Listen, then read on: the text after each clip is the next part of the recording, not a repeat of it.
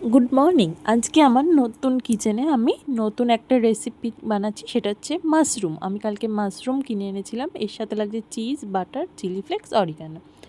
আর এখানে মাশরুমগুলো বড্ডই ময়লা, ওই জন্য একটু ভালো করে ধুয়ে নিতে হবে। ওই জন্য হালকা একটু উষুম গরম জল করে আমি মাশরুমগুলো ধুয়ে নেব। এখানে আমি প্যান বসিয়ে দিয়েছি, জল দিয়ে দিলাম, এটা আমি গরম করে ভালো করে ধুয়ে নেব মাশরুমগুলো। আর মাশরুম খুব বেশি গরম জলে দেওয়া যাবে না, কারণ এটা যেহেতু বড্ডই নরম হয় মাশরুম। এটা আমি ভালো করে ধুয়ে নেব। তার মধ্যে এখানে রসুন, কাঁচা লঙ্কা নিয়ে নিয়েছি, এগুলো সব। মাশরুমও ভালো করে ধুয়ে নিয়েছি, এগুলো কেটে নিয়েছি। এবার আমি প্যানে দিয়ে দিচ্ছি বাটার।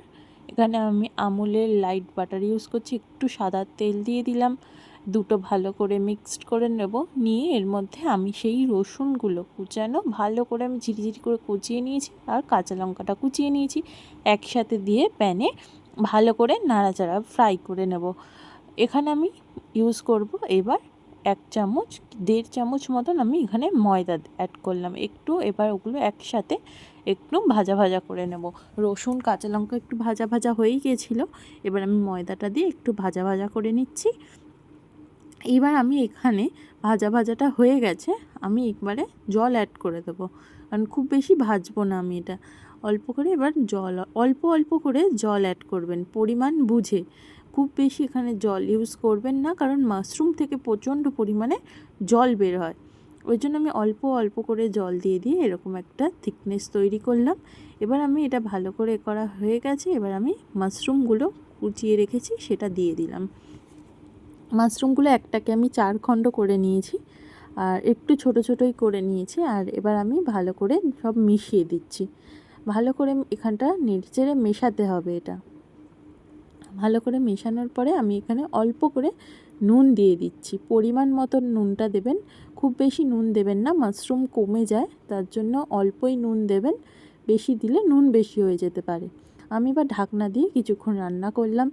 এবার আমি খুলে দেখছি অল্প অল্প গ্রেভি, মানে জল বেরিয়ে গেছে।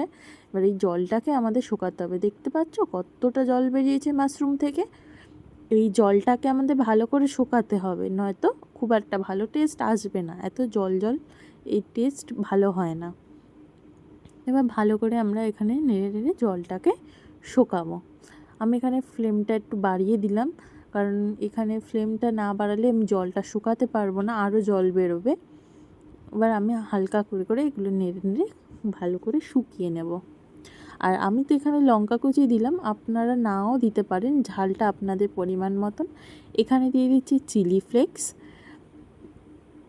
আর দেব অরিগ্যানো দিয়ে আমি এখানে ভালো করে মিশিয়ে নেব। আর এই চিলি ফ্লেক্স অরিগ্যানোটা মাস্ট, এটা না দিলে টেস্ট খুব একটা ভালো আসবে না। আপনারা কাঁচা লঙ্কাটা স্কিপ করতে পারেন, আপনারা ঝাল বুঝে দিতে পারেন, কিন্তু চিলি ফ্লেক্স অরিগ্যানো এখানে দিতেই হবে, যেহেতু হোয়াইট সসেস পাস্তা, এই দুটো মাস্ট। এবার আমি দিয়ে দেবো আমার ফেভারিট জিনিস, চিজ। আমি এখানে মজরেলা চিজ দিয়ে দিলাম। এবার চিজটা কীরকম ফুলছে দেখতে পাচ্ছেন, কীরকম ফুলে উঠছে। চলো এবার এটাকে আমরা মিক্সড করে দিই। এবার দেখুন, দেখেই তো লোভনীয় লাগছে। আমার এটা ফেভারিট খাবার। হোয়াইট সসেস মাশরুম আমাদের প্রায় রেডি। আমরা ভালো করে এখানে মিশিয়ে নিচ্ছি, নিয়ে এটা আমি একটা বলে ঢেলে রেখে দেবো।